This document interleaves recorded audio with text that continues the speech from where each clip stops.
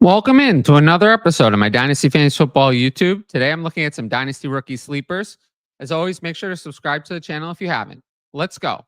So my first player, Jarquez Hunter, different types of sleepers, I think. So Hunter is definitely a landing spot type of sleeper. At running back, that can be critical though. But let's jump into Hunter's college profile to kind of give some background on the player that we're seeing here. So he started playing at Auburn in 2021, where Tank Bigsby was the starting running back, and Bo Nix actually was the quarterback. In 2021, 13 games, 89 carries, 593 yards, 3 touchdowns, 6.7 yards a carry, 12 catches, 61 yards, and a touchdown. Interestingly, Hunter was really efficient and carved out a role behind Bigsby. He averaged 45.6 rushing yards a game, so not bad for a true freshman. Then in 2022, 104 carries, 668 yards, 7 touchdowns, 6.4 yards a carry, 17 catches, 224 yards, and 2 touchdowns. Again, Bigsby remained the starter, but Hunter was more efficient.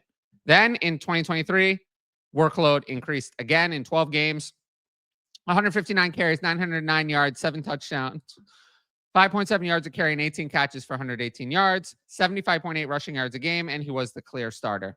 And then in 2024, in 12 games, the most work, 187 carries, 1,201 yards, 8 touchdowns, 6.4 yards a carry, and 21 catches, 155 yards, and a touchdown. He broke 100 rushing yards per game, was highly productive despite not being a workhorse. And this is the type of player that Jarquez Hunter is.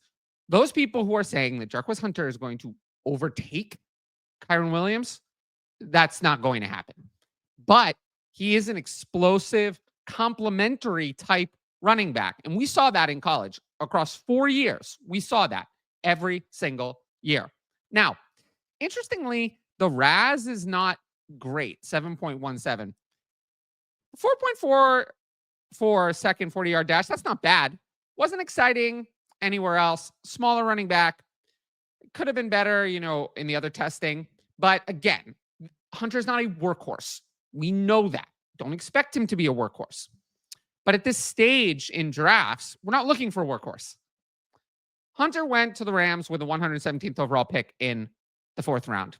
I like the destination. Kyren Williams is in a contract year. Blake Corum was flat out bad as a rookie. I think Hunter is a perfect complement for Kyren Williams. And I think he has a chance to unseat Corum for the backup role immediately. So Corum last year was terrible. 58 carries, 207 yards, 3.6 yards carry, 7 catches for 58 yards. Didn't score, horribly ineffective. Most of his playing time came in garbage time or when Williams got into the fumble doghouse. This was not a good player. The Rams hated Blake Corum. So I think Hunter will be the running back 2 on the Rams very fast at some point this year and in 2026. I think that's their plan. I don't think Hunter will be their starter. I think the Rams re-sign Kyren Williams. I think they've seen enough of Blake Corum. Like I said, Hunter is a great complementary back for what Kyren delivers. Kyren was overused last year. I think that Corum was kind of their idea of, well, we don't re-sign Kyren. Corum is the successor. That clearly didn't happen. So I think Hunter is on this team. And then if there are injuries, he does have to step up into a starting role. He could have fantasy value.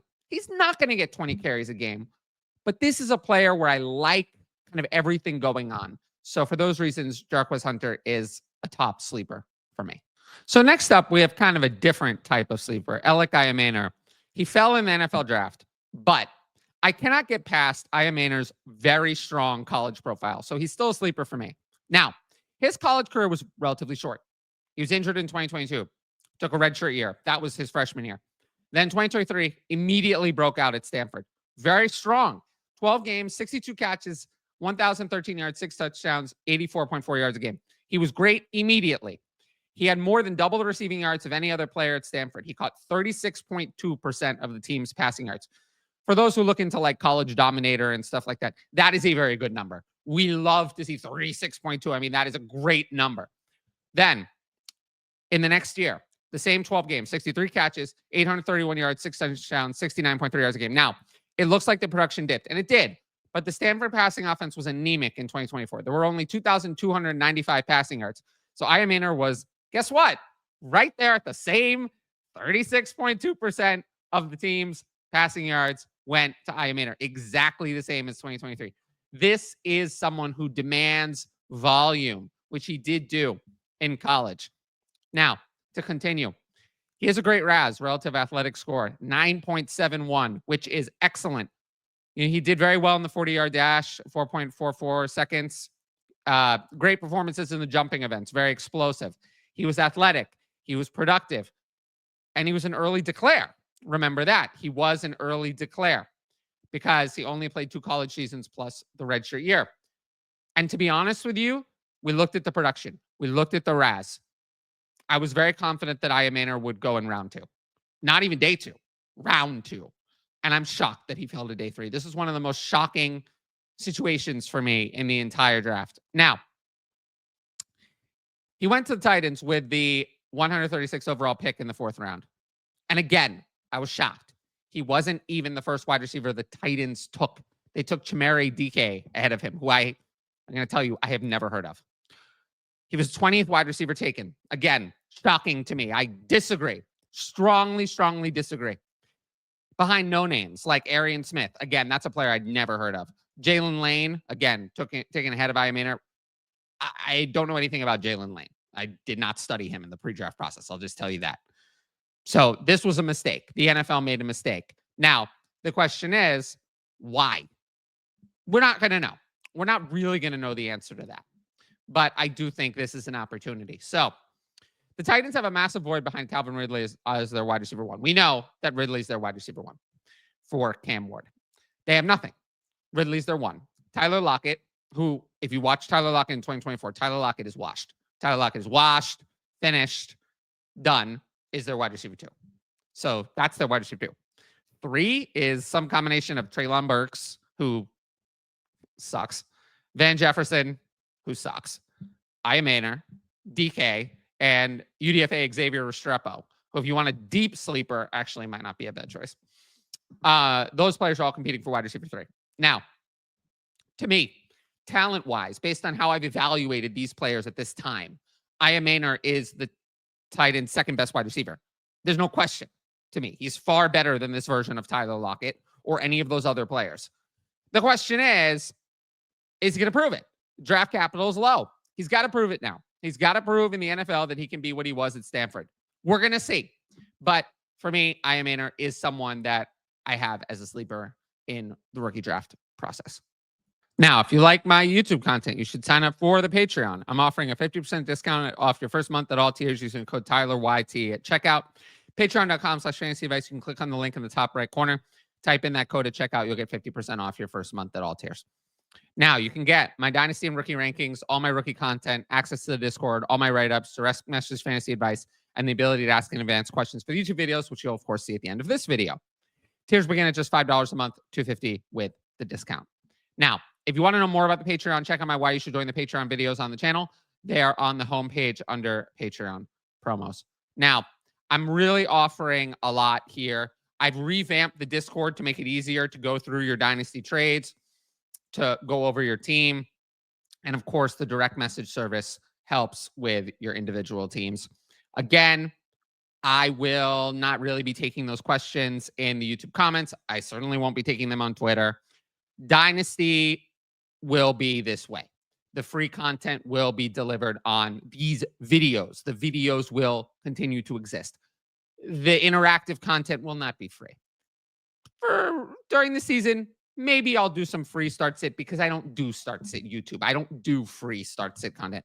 Maybe I'll answer a few start sit questions on Twitter here and there. But for Dynasty content, these videos will be free. Everything else will be through the Patreon.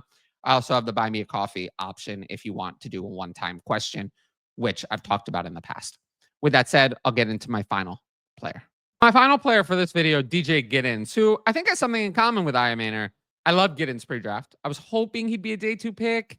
That was not to be, but let's get into kind of why I liked him. He began his career in Kansas State in 2022 as a true freshman. 14 games, 89 carries, 518 yards, 6 touchdowns, 5.8 yards a carry, and 8 catches for 98 yards. Didn't do much. Deuce Vaughn was actually the workhorse back there, but he showed efficiency and scored some touchdowns and was good in kind of a part-time role. Then in 2023, Giddens became the workhorse starter. 223 carries, 1,126 yards, 10 touchdowns, 5.5 yards a carry, and 29 catches, 323 yards, and 3 touchdowns. He had touchdowns. He had volume. He had receiving work. I wish it was a little bit more efficient, but it wasn't bad. And then in 2024, it all came together. 205 carries, 1,343 yards, 7 touchdowns, 6.6 yards a carry, and 21 catches, 258 yards, and a touchdown.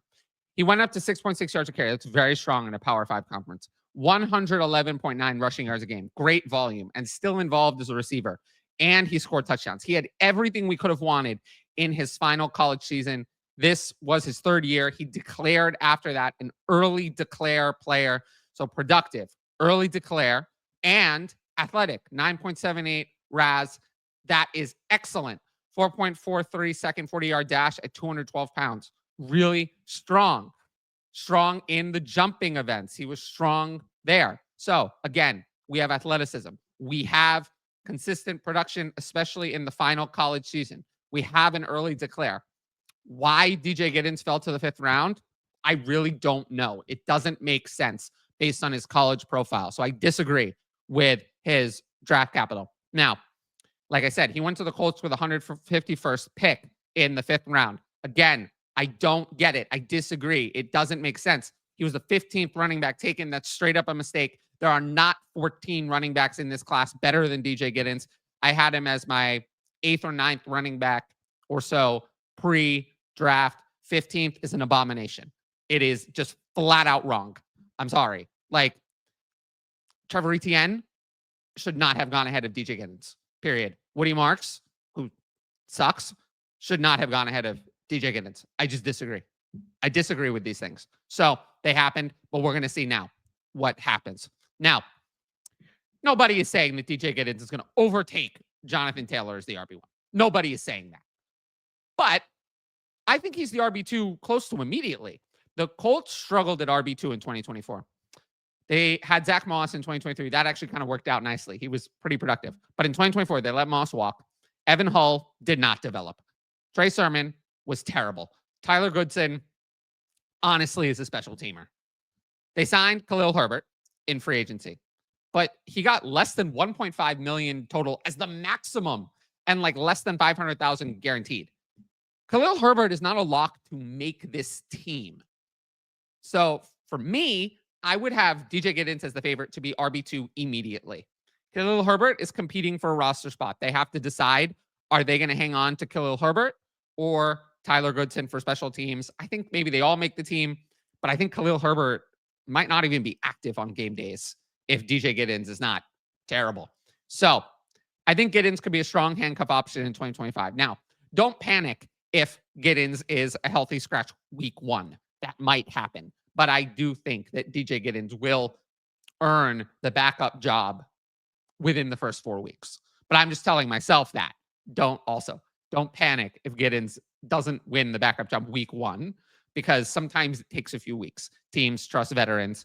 But I'm just saying that Giddens is someone I think, could have a fantasy relevant role if something were to ever happen to Jonathan Taylor, which of course we don't want to happen, but running backs will get injured. This is a fact. It happens. And I would like to have Giddens on the back of my Dynasty roster just in case. Speaking of injuries, and this one is very unfortunate, Jonathan Brooks will miss the entire 2025 season. Now, I'm just going to say this now. This is not news. If you were treating like this is news, you're doing it wrong. I have literally, since the second he tore his ACL, assumed that this would be the case. They placed Brooks on the PUP list. So if you're placed on the PUP list at this stage of the offseason, it is season ending. So we're looking at Brooks for 2026. He'll rehab and attempt to return. I do think Brooks's NFL career will continue. He will be just 23 years old to open the 2026 season. To give you an idea, when the 2026 season begins, Brooks will still be a year and a half younger than RJ Harvey is now. And, Brooks is younger than running backs in this class, like RJ Harvey. He's younger than Trevion Henderson. I think he's actually younger than Amari and Hampton, way younger than Cam Scadaboo. So there's plenty of time for Jonathan Brooks to continue his career. He was a good prospect. I don't want people to forget that. Was he worthy of being the RB1 in a class? No. Would he have been the RB5 in this class? Yes. Does that mean he was bad? No. He was a good prospect. So I don't hate buying Brooks dirt cheap. There are some values in the mid to late third, I would say, of rookie drafts where I would buy Brooks. He can be stashed in IR in most leagues, so you can put him on there and then stash another player right now. But like, if you're asking me, would I rather have, Trevor Etienne or Woody Marks, who, by the way, Woody Marks is 3.5 years older or 2.5 years older than Jonathan Brooks. Would I rather have those guys or Jonathan Brooks? I would rather have Jonathan Brooks. I'd rather have Jonathan Brooks and hope that somehow he miraculously comes back over Trevor Etienne or Woody Marks, who are, sorry, bad. They're bad. They were never good. So for me, there's no competition between those things. Just an example. But, this was news, so I wanted to talk about it. So we'll get into some Patreon questions, and then we'll wrap up the show. So I know you're against buying running backs, but within reason, what are some non-rookie running backs you targeted this offseason? Okay. I'm not against buying running backs. One thing I see as 100% pointless is buying veteran running backs before the NFL draft. Because if you get it wrong and they're replaced, they lose all of their value. If you get it right, they gain a little bit of value. It is so stupid to do it that way. Now, buying running backs now, I'm not opposed to. Now, typically, they're not the good running backs. Like the guys like, Alvin Kamara are still too high. It's when you get into the ugly range. Like, yes, if I can get someone like Tyrone Tracy cheap because someone thinks he's now just a backup. I can get Trey Benson cheap. I can get Tajay Spears or Zach Charbonnet totally cheap. Jordan Mason, maybe. Even Jaylen Warren. If you bought Jaylen Warren before, you took a massive value loss. Now you can get Jaylen Warren for half the price. I suddenly like Jaylen Warren. Players like this, Jonathan Brooks, we talked about. Isaac Guerendo, now, not before. He lost some value with the Jordan James going there, but now if you can get him dirt cheap, I'd take him. Rico Dowdle, I think is going to give you some production this year. If you can get him for nothing, I would take him for nothing. Tyler Algier is a good handcuff. Again, if you can get it for nothing, I would take him for nothing. So it's players in that type of range. If you can turn a fourth into J.K. Dobbins before he signs, maybe that could be an option. So again, it's just buying them before the NFL draft. I just do not do that. Period. End of story. No, thank you. After the NFL draft, I just listed a bunch of guys I'm open to buying. Typically, though, it's outside of the top 30. You'll almost never see me buy a top 30 dynasty running back. Travis Etienne, Tank Bigsby now also could be on my list. Again, dirt cheap only. Best way to use the taxi squad? I don't even know. Honestly, this is a good moment for me to just say this. I think the taxi squad is stupid. I think just get rid of the taxi squad. However many spots are on the taxi squad, you just turn it into more bench spots. I think it's an annoying thing. You manage it. Oh, you put the guys on the taxi. Oh, you take them off. Is we gonna get anything out of that? Just have the bench spots. Simplify it. I don't think it's really a productive use of time. So in terms of if you have to have a taxi squad, put guys on there who you're not going to cut, but who you might not want to play right away. So that would be like Kyle Williams, Pat Bryant, players like that, Trevor Etienne. You're not going to cut those guys in the season, but you're also probably not starting those guys. So those types of players. Harold Fannin would also be maybe an option for taxi squad. Thoughts on third round reversal? I do think it's a little bit more fair for a startup. It's a little bit more fair. Is it a deal breaker one way or another for me? No. I think it's slightly more fair than regular snake. I think the data has proven that. And again, I think I'd have a tiniest preference for using it. It's not enough to, swing me on. It's not one of those deal breakers for joining or not joining a league, though, I will say. Now, if you liked the video, make sure to support the channel by subscribing, and don't forget to hit that notifications bell so you can be notified about all my exciting content as it drops.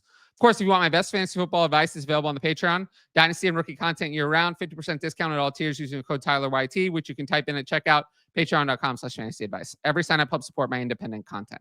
Once again, thanks for watching, and I'll see you all later.